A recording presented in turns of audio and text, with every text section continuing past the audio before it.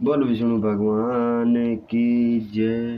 बोल सभी देवी देवताओं की जय। अथ श्री बृहस्पतिवार व्रत कथा। बोल विष्णु भगवान की जय। प्राचीन काल में भारतवर्ष में एक बड़ा प्रतापी और दानी राजा राज्य करता था। वह प्रतिदिन नियम से मंदिर में भगवान का पूजन करने जाता था। वह ब्राह्मण और गुरु की सेवा करता था। उसके द्वार से कोई भी याचक कभी भी निराश होकर नहीं लौटता था। वह प्रत्येक बृहस्पतिवार को व्रत रखता एवं पूजन करता था। प्रतिदिन गरीबों की सहायता करता था, परंतु यह सब उसकी रानी को अच्छा नहीं लगता था। वह न तो व्रत करती और न भगवान की पूजा करती और न ही किसी और को भी एक भी पैसा दान में देती थी। वह राजा को भी ऐसा करने से मना कर देती थी, लेकिन राजा नियम से व्रत, पूजा, दान आदि कार्य करता था। एक दिन राजा शिकार खेलने के लिए वन को चला गया। महल में रानी और दासी थी। उस समय बृहस्पति देव साधु के रूप में महल के दरवाजे पर भिक्षा मांगने आए। साधु ने रानी से भिक्षा मांगी तो वह बोली, हे साधु महाराज, मैं इस दान और पुण्य से परेशान हो गई हूँ। इस कार्य के लिए तो मेरे पतिदेव ही बहुत हैं। वह इस समय वे यहाँ नहीं हैं। मुझे गृह कार्यों से समय नहीं मिल पाता। मैं सोचती हूँ कि धन के रहने से तो निर्धन रहना ही अच्छा है। फिर यह सारा काम धाम तो नहीं करना पड़ेगा। इसलिए अब आप कोई ऐसी उपाय बताए कि सारा धन नष्ट हो जाए और मैं आराम से रह सकूं। साधु वेशधारी बृहस्पति देव ने कहा, हे देवी, तुम यह क्या कर रही हो? भला संतान और धन से कोई दुखी होता है? हे देवी, इन दोनों को तो सभी चाहते हैं। पापी भी धन और पुत्र की इच्छा करते हैं। यदि तुम्हारे पास धन अधिक है तो उसका सदुपयोग करो। भूखे मनुष्यों को भोजन कराओ, वस्त्रहीनों को वस्त्र दो, प्याऊ लगवाओ, ब्राह्मणों को दान दो, धर्मशालाएं खुलवाओ, कुआं, तालाब, बावड़ी आदि, बाग बगीचे आदि बनवाओ तथा निर्धनों की कुंवारी कन्याओं का विवाह कराओ। साथ ही यज्ञादीप करो। इस प्रकार के कर्मों से तुम्हारा और तुम्हारे कुल का यश लोक परलोक में फैलेगा और तुम्हें स्वर्ग की प्राप्ति होगी। परंतु रानी पर साधु की बातों का कोई प्रभाव नहीं पड़ा। उसने कहा, हे साधु महाराज, मुझे ऐसा धन नहीं चाहिए जिससे मैं अन्य लोगों को दान देती रहूं तथा जिससे रखने और संभालने में ही मेरा सारा समय नष्ट हो जाए। साधु ने कहा, हे देवी, यदि तुम्हारी ऐसी इच्छा है तो जैसा मैं बताता हूँ तुम वैसा ही करना। यदि तुम्हारी ऐसी इच्छा है तो जैसा मैं बताता हूँ तुम वैसा ही करना। इसलिए तुम्हारी यह इच्छा पूरी हो जाएगी। तुम बृहस्पतिवार के दिन घर को गोबर से लीपना, अपने केशों को पीली मिट्टी से अच्छी तरह धोना, स्नान करना, राजा उस दिन हजामत करवाए, मांस मदिरों का सेवन करना और कपड़े धोबी के यहाँ धुलने डालना। इस प्रकार 7 बृहस्पतिवार तक करने से तुम्हारा सारा धन नष्ट हो जाएगा। यह कहकर साधु महाराज रूपी बृहस्पति देव वहाँ से चले गए। साधु ने जैसा कहा था, रानी ने 7 बृहस्पतिवार तक वैसा ही करने का निश्चय किया। साधु के कहे अनुसार कार्य करते हुए अभी केवल 3 बृहस्पतिवार ही बीते थे कि बृहस्पति देव के कोप से उसकी सारी धन संपदा नष्ट हो गई। भोजन के लिए भी वे दोनों तरसने लगे तथा सांसारिक भोगों से दुखी रहने लगे। तब राजा ने रानी से कहा, हे रानी, तुम यहाँ रहो, मैं परदेश जाता हूँ। यहाँ पर मुझे सभी मनुष्य जानते हैं, इसलिए मैं यहाँ पर कोई कार्य नहीं कर सकता। देश चोरी परदेश भीख बराबर है। यह कहकर राजा परदेश चला गया। वहाँ उसे और कोई काम न मिला तो वह जंगल से लकड़ी काटकर लाने और शहर में ले जाकर बेचने लगा। इस प्रकार वह अपना जीवन व्यतीत करने लगा। इधर राजा के बिना रानी और दासियां दुखी रहने लगी। उन्हें किसी दिन भोजन मिलता और किसी दिन वे केवल जल पीकर ही रह जाती। एक बार रानी और दासियों को 7 दिन तक भोजन नहीं मिला तो रानी ने अपनी दासी से कहा, यहाँ पास ही के नगर में मेरी बहन रहती है, वह बहुत धनवान है, तो उसके पास जाओ और उससे 5 शेर बेजर मांग ला, जिसके कुछ दिन के लिए गुजर हो जाएगी। दासी रानी की बहन के यहाँ गई। उस दिन बृहस्पतिवार था। रानी की बहन उस समय बृहस्पति देव की पूजा कर रही थी। दासी ने रानी की बहन से कहा, हे रानी, मुझे आपकी बहन ने भेजा है, मुझे 5 शेर बेजर दे दो। दासी ने कई बार कहा, परंतु रानी की बहन ने कोई उत्तर नहीं दिया, क्योंकि वह उस समय बृहस्पति देव की व्रत कथा सुन रही थी। जब रानी की बहन ने दासी को कोई उत्तर नहीं दिया तो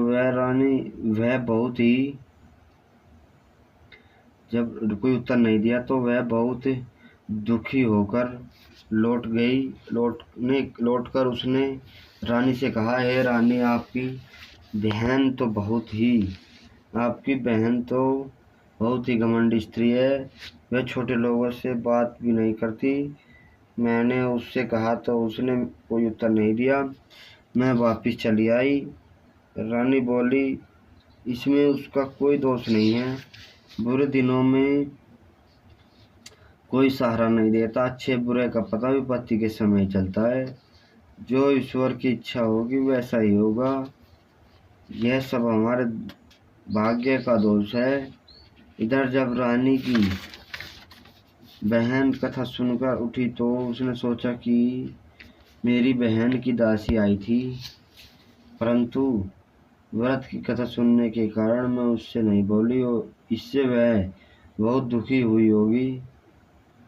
फिर भक्तिपूर्ण विष्णु भगवान का पूजन समाप्त कर वह अपनी बहन के घर गई और बोली, हे बहन, जब तुम्हारी दासी गई थी तब मैं बृहस्पतिवार का व्रत कर रही थी।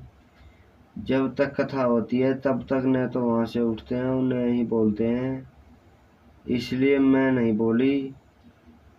अब तुम बताओ कि तुमने दासी क्यों भेजी थी?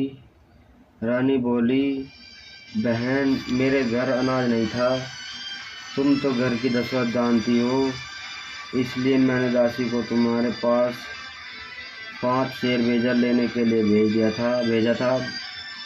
रानी की बहन ने कहा, बहन, बृहस्पति देव सबकी मनोकामना पूर्ण करते हैं। फिर जाकर देखो, शायद तुम्हारे घर में अनाज रखा हो। यह सुनकर दासी ने घर के अंदर जाकर देखा तो वह वहाँ से एक घड़ा बेजर से भरा हुआ मिल गया। उसे बहुत हैरानी हुई, क्योंकि वह पहले भी एक बर्तन देख चुकी थी। उसने बाहर आकर रानी को इस बारे में बताया। दासी ने अपनी रानी से कहा, हे रानी, देखो, वैसे भी अन्न के भाव में तो हम रोज ही व्रत करते हैं।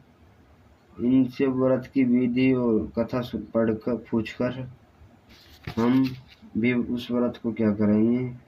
दासी को ऐसा कहने पर रानी ने अपनी बहन से बृहस्पतिवार के व्रत के बारे में पूछा। उसकी बहन ने बताया, बृहस्पतिवार के व्रत में बृहस्पतिवार के दिन चने की दाल और मुनक्का से विष्णु भगवान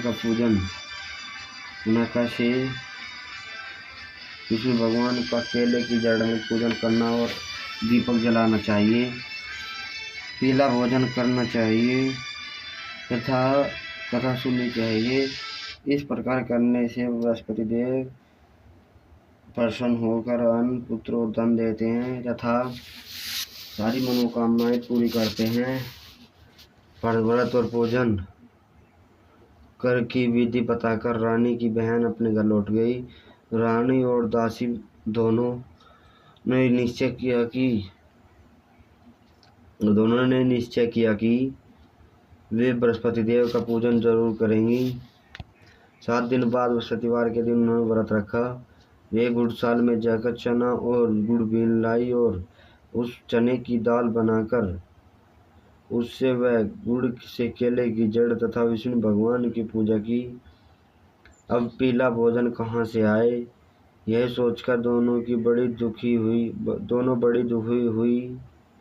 पर उनके व्रत करने के कारण बृहस्पति देव प्रसन्न थे। अतः वह एक साधारण व्यक्ति के रूप में 2 थालों में पीला भोजन लेकर आए और दासी को देकर बोले, यह भोजन तुम्हारे और तुम्हारी रानी के लिए है। तुम दोनों इसी भोजन को करना। दासी भोजन पाकर बहुत प्रसन्न हुई और रानी के पास जाकर बोली, रानी जी भोजन कर लो। रानी को भोजन के आने के विषय में कुछ भी पता नहीं था, इसलिए दासी ने कहा, जा तू ही भोजन कर, क्यों व्यर्थ में हमारी हंसी उड़ा रही है। दासी बोली, एक व्यक्ति भोजन दे गया है। तो रानी बोली, वह तेरे लिए ही भोजन दे गया है, तू ही भोजन कर। दासी ने कहा, वह व्यक्ति हम दोनों के लिए भोजन दे गया है, इसलिए मैं और आप दोनों ही साथ साथ भोजन करेंगी। अब दोनों ने बृहस्पति देव को नमस्कार कर भोजन किया। उसके बाद वे दोनों प्रत्येक बृहस्पतिवार को बृहस्पति देव का व्रत और पूजन करने लगी।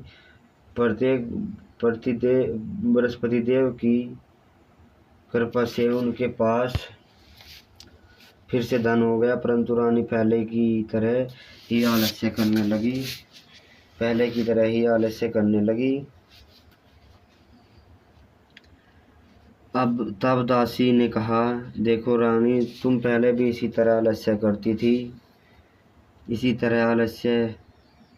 करती थी और तुम्हें धन को रखने में कष्ट होता था, इसी कारण से सारा धन नष्ट हो गया। अब बृहस्पति देव की कृपा से फिर से धन मिला है, तो पुनः आलस्य होने लगा है।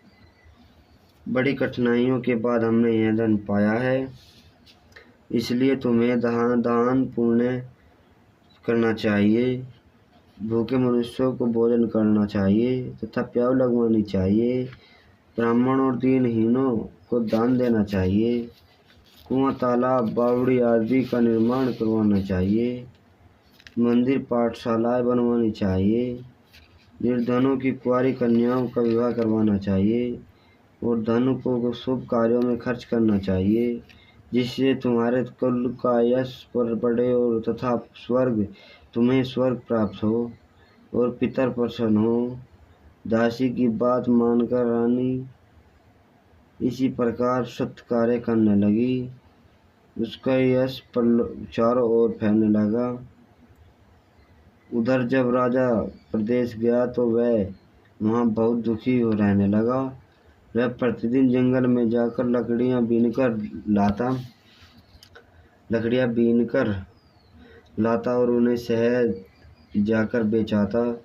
इसी प्रकार वह अपने दुखी जीवन को बड़ी कठिनाई से व्यतीत करता था। एक दिन राजा दुखी होकर अपने बीते हुए दिनों को याद करके रोने लगा।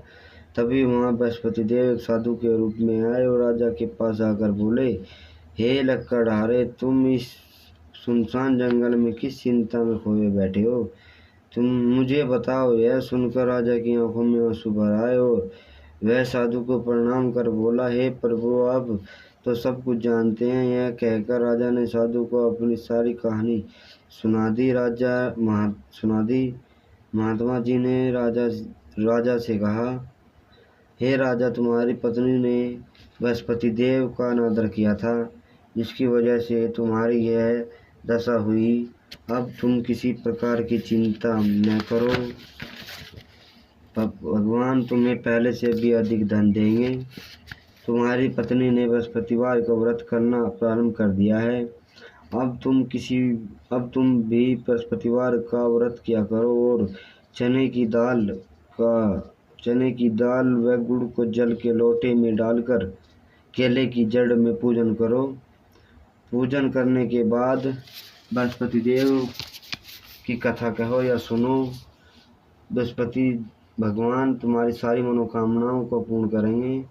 साधु की बात को सुनकर राजा बोला, हे प्रभु, लकड़ी बेचने पर मुझे इतना पैसा भी नहीं मिलता जिससे मैं भोजन करने के उपरांत कुछ बचा सकूं। रात को मैंने सपने में अपनी रानी को व्याकुल देखा है। मेरे पास कोई ऐसा नहीं है जिससे मैं उसका समाचार जान सकूं। फिर बृहस्पति देव की कथा कहूँ यह भी मुझे मालूम नहीं है। साधु ने कहा, हे राजा, तुम किसी प्रकार की चिंता मत करो। बृहस्पतिवार के दिन तुम रोज की तरह ही लकड़ियाँ लेकर शहर जाओ। तुम्हें रोज से दुगना धन मिलेगा जिससे तुम अच्छी तरह भोजन कर सकोगे तथा उससे बृहस्पति देव की पूजा का सम्मान भी आ जाएगा। बृहस्पति देव की कथा इस प्रकार है। प्राचीन काल में एक बहुत ही गरीब ब्राह्मण रहता था। उसकी कोई भी संतान नहीं थी। वह नित्य पूजा पाठ करता था, लेकिन उसकी स्त्री बहुत मलिन स्वभाव की थी। वह न तो स्नान करती थी और न ही किसी देवी देवता का पूजन करती थी। वह सुबह उठते ही सबसे पहले भोजन करती, बाद में ही कोई अन्य कार्य करती। इससे वह ब्राह्मण बहुत दुखी रहता था। वह पत्नी को बहुत समझाता पर वह कुछ नहीं सुनती थी। भगवान की कृपा से ब्राह्मण की पत्नी के एक कन्या उत्पन्न हुई। बड़ी होने पर वह कन्या नित्य प्रातः स्नान करके भगवान विष्णु की पूजा करती और बृहस्पतिवार का व्रत भी करती। पूजा समाप्त कर विद्यालय जाती और अपनी मुट्ठी में 2 जौ भरकर ले जाती और विद्यालय के मार्ग में डालती जाती तो वह सारे जौ सोने के हो जाते। तो विद्यालय से लौटते समय उन्हें बीनकर घर ले आती। एक दिन वह बालिका उन सोने के जौ को सूप में फटक कर साफ कर रही थी। तभी उसके पिता ने कहा, बेटी, सोने के जौ को फटकने के लिए भी तो सूप भी सोने का ही होना चाहिए। अगले दिन बृहस्पतिवार था। उस बालिका ने व्रत रखा और बृहस्पति देव से प्रार्थना की, हे प्रभु, यदि मैंने सच्चे मन से आपकी पूजा की है तो मुझे सोने का सूप दे दो। बृहस्पति देव ने उसकी प्रार्थना को स्वीकार कर लिया। प्रतिदिन की तरह वह बालिका जो फैलाती हुई विद्यालय चली गई। विद्यालय से लौटकर जो बीनते समय उससे बृहस्पति देव की कृपा से सोने का सूप मिल गया। उसे घर लाकर वह उससे जौ साफ करने लगी, परंतु उसकी माँ उसी तरह मलिनता से ही रहती। एक दिन वह कन्या सोने के सूप में उन सोने के जौ साफ कर रही थी। उसी समय उस नगर का राजकुमार वहां से गुजरा। इस कन्या के रूपशील और गुणों को देखकर वह उस पर मोहित हो गया। राजमहल लौटकर उसने भोजन और जल त्याग दिया और वह उदास होकर लेट गया। राजा को जब राजकुमार के अन्न जल त्यागने के बारे में पता लगा तो वह अपने प्रधानमंत्री के साथ राजकुमार के पास गया और बोला, हे पुत्र, तुम्हें क्या कष्ट है? किसी ने तुम्हारा अपमान किया है या कोई और कारण है तो मुझे बताओ, मैं वही करूँगा जिससे तुम प्रसन्न हो। अपने पिता की बात सुनकर राजकुमार ने कहा, आपकी कृपा से मुझे किसी प्रकार का दुख नहीं है और न ही किसी ने मेरा अपमान किया है, लेकिन मैं उस लड़की के साथ विवाह करना चाहता हूँ जो सोने के सूप में सोने के जौ साफ कर रही थी। यह सुनकर राजा को आश्चर्य हुआ और वह बोला, हे पुत्र, तुम ही इस तरह की कन्या का पता बताओ, मैं तुम्हारा विवाह उसी के साथ अवश्य ही कर दूंगा। राजकुमार ने राजा को उस कन्या के घर का पता बताया। कुछ ही दिन बाद ब्राह्मण ने विधि विधान के अनुसार अपनी कन्या का विवाह राजकुमार के साथ कर दिया। कन्या के घर से जाते ही वह ब्राह्मण पहले की ही तरह गरीब हो गया। अब भोजन के लिए अन्न भी बड़ी कठिनाई से मिल पाता था। एक दिन दुखी होकर ब्राह्मण अपनी पुत्री से मिलने गया। कन्या ने पिता को कन्या ने पिता को दुखी देखा और अपनी माँ का हाल पूछा। ब्राह्मण ने सारा हाल बताया। कन्या ने अपने पिता को बहुत सा धन देकर विदा कर दिया। इस प्रकार ब्राह्मण का कुछ समय पूर्वक बीता, लेकिन कुछ दिनों बाद फिर वही हाल हो गया। ब्राह्मण फिर अपनी कन्या के यहाँ गया और सारा हाल बताया तो उसने कहा, पिताजी, आप माताजी को यहाँ लेवा लाइए, मैं उन्हें उन्हें वह विधि बता दूंगी जिससे हमेशा के लिए आपकी गरीबी दूर हो जाएगी। ब्राह्मण घर गया और रानी अपनी पत्नी को साथ लेकर अपनी पुत्री के पास पहुंचा तो पुत्री ने अपनी माँ को समझाते हुए कहा, हे माँ, तुम प्रातः काल उठकर सबसे पहले स्नान आदि करके विष्णु भगवान का पूजन करो तो तुम्हारे घर की सारी दरिद्रता दूर हो जाएगी। लेकिन उसकी माँ ने उसकी बात नहीं मानी। वह प्रातःकाल उठकर अपनी पुत्री की बची जूठन खा लेती थी। एक दिन उसकी पुत्री को बड़ा गुस्सा आया और रात में उसने एक कोठरी से सारा सामान निकालकर अपनी माँ को उसमें बंद कर दिया। प्रातःकाल उसे निकालकर और स्नान आदि करा के पूजा पाठ करवाया तो उस ब्राह्मणी की बुद्धि ठीक हो गई। अब वह नियम से पूजा पाठ करती और प्रत्येक बृहस्पतिवार को व्रत करती। इस व्रत के प्रभाव से ब्राह्मण और ब्राह्मणी भी बहुत धनवान और सुखी हो गए तथा बृहस्पति देवता के प्रभाव से इस लोक का सुख भोगकर वे दोनों स्वर्ग को गए। इस तरह स्वर्ग को गए। इस तरह कथा कहकर साधु देवता वहाँ से अंतर्ध्यान हो गए। धीरे धीरे समय बीतने पर फिर बृहस्पतिवार का दिन आया। राजा जंगल को से लकड़ी काट कर उन्हें शहर में बेचने गया। उसी दिन उसे बाकी दिनों से अधिक धन मिला। राजा ने चना गुड़ आदि लाकर बृहस्पतिवार का व्रत किया। उस दिन से उसके सारे कलेश दूर हो गए। पर अगले बृहस्पतिवार को वह व्रत करना भूल गया। इस वजह से बृहस्पति देव के नाराज हो जाने के कारण उसे बहुत कष्ट झेलना पड़ा। उस दिन उस नगर के राजा ने एक विशाल यज्ञ का आयोजन किया और उसने अपने पूरे राज्य में घोषणा करवा दी कि कोई भी व्यक्ति अपने घर में भोजन न बनाए और न ही आग जलाए। सभी लोग मेरे यहाँ आकर भोजन करें। जो इस आज्ञा का पालन नहीं करेगा तो उसे फांसी की सजा दी जाएगी।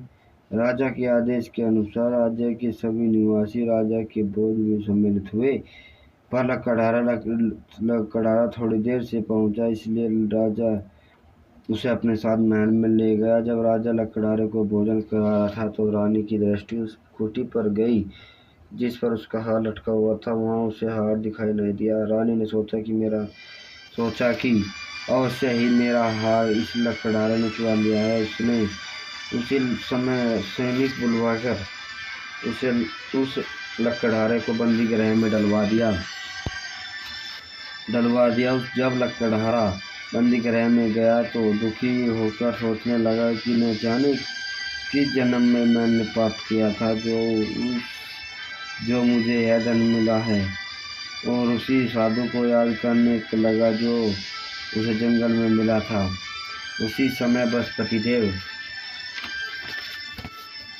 साधु के रूप में प्रकट हुए और उसकी दशा को देखकर बोले, हे राजा, तुमने बृहस्पति देव का व्रत नहीं किया, इसलिए तुम्हें तुझे दुख मिला है, अब तू चिंता मत कर। अगले बृहस्पतिवार के दिन तुझे इस बंदी गृह के दरवाजे पर 4 पैसे पड़े मिलेंगे। उनसे तू बृहस्पति देव का व्रत कर और व्रत और पूजन करना, तो तेरे सारे कष्ट दूर हो जाएंगे। अगले बृहस्पतिवार के दिन उसने बंदीगृह के द्वार पर 4 पैसे पड़े मिले।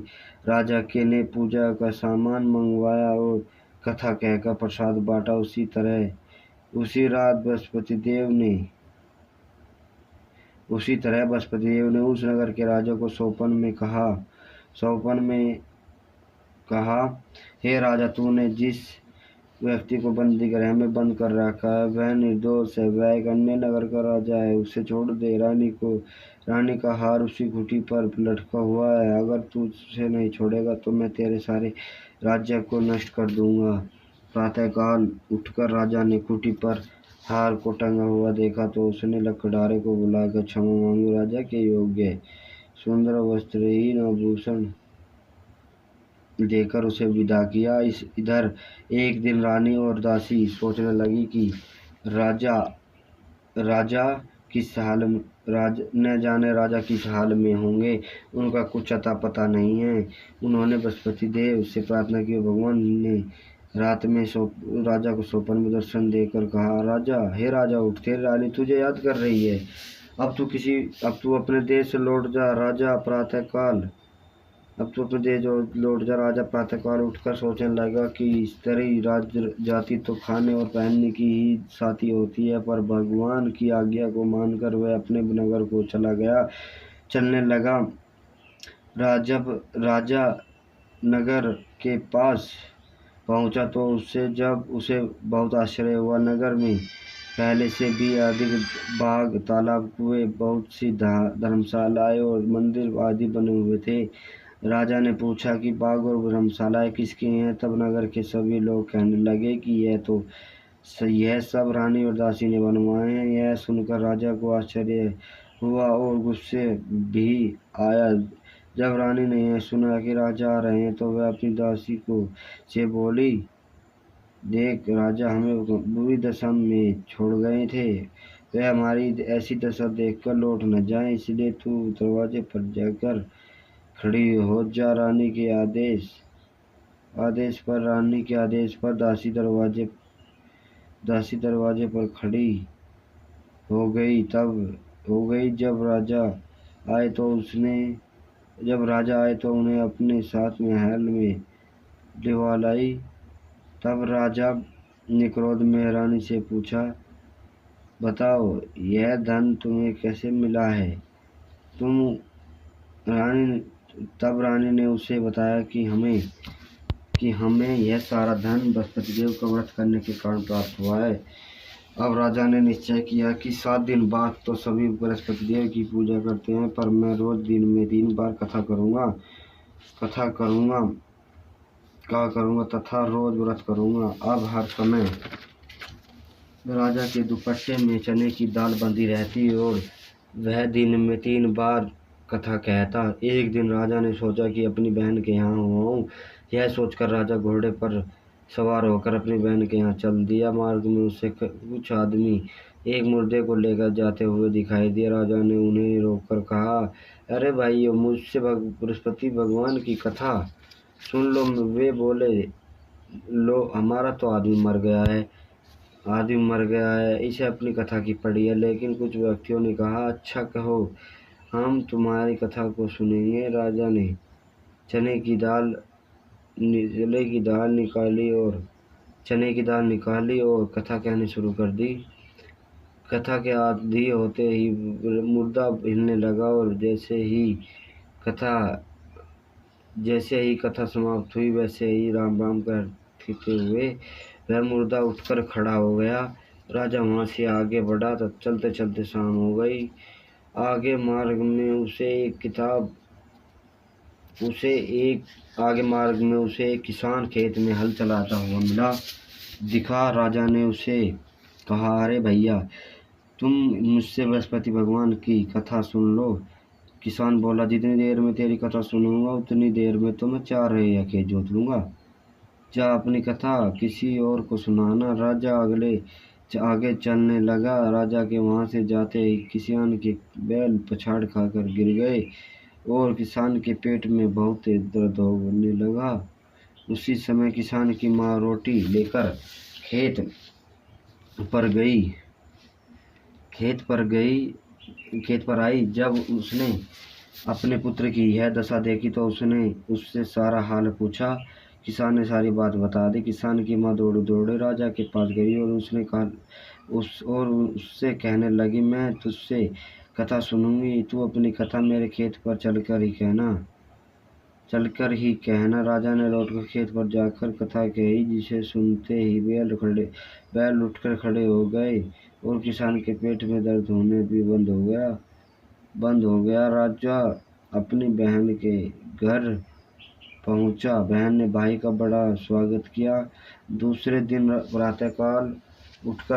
प्रातःकाल राजा जागा तो उसने देखा कि सभी व्यक्ति भोजन कर रहे हैं। राजा ने अपनी बहन से पूछा, क्या कोई ऐसा व्यक्ति है जिसने भोजन नहीं किया हो और जो मेरी कथा बृहस्पतिवार की कथा सुन ले? बहन ने कहा, हे भैया, यहाँ के लोग पहले भोजन करते हैं, बाद में पूजन करते हैं, बाद में अन्य काम करते हैं। फिर भी यदि पड़ोस में कोई ऐसा हो तो मैं देख कर आती हूँ। यह कहकर बहन देखने गई, लेकिन उसे कोई भी ऐसा व्यक्ति नहीं मिला जिसने भोजन नहीं किया हो। फिर वह पड़ोस के एक कुम्हार के घर गई, जिसका लड़का बहुत बीमार था। इस कारण उसके यहाँ 3 दिन से किसी ने भोजन नहीं किया था। रानी ने उस कुम्हार से अपने भाई की कथा सुनने के लिए कहा तो वह तैयार हो गया। राजा ने उसके घर जाकर बृहस्पतिवार की कथा कही, जिसे सुनकर उसका लड़का ठीक हो गया। अब तो सभी लोग राजा की प्रशंसा करने लगे। एक दिन राजा अपनी बहन से बोला, हे बहन,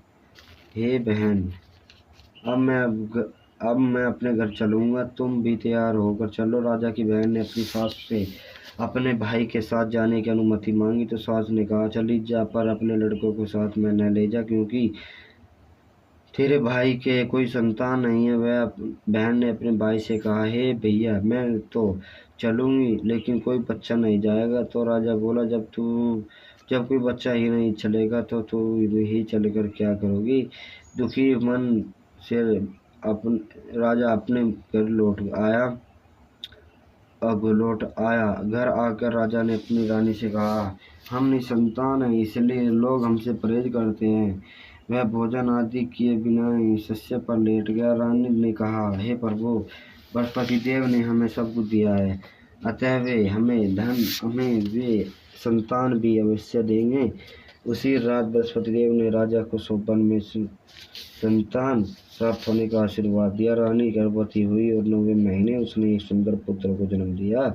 तब राजा ने अपनी रानी से कहा, हे रानी, स्त्री बिना भोजन के रह सकती है, पर बिना कहे नहीं रह सकती। मेरी बहन के आने पर तुम उससे कुछ मत कहना। मेरी रानी ने हाँ कर दी। राजा की बहन यह शुभ समाचार सुनकर बहुत खुश हुई तथा बधाई दे लेकर अपने भाई के घर में आई।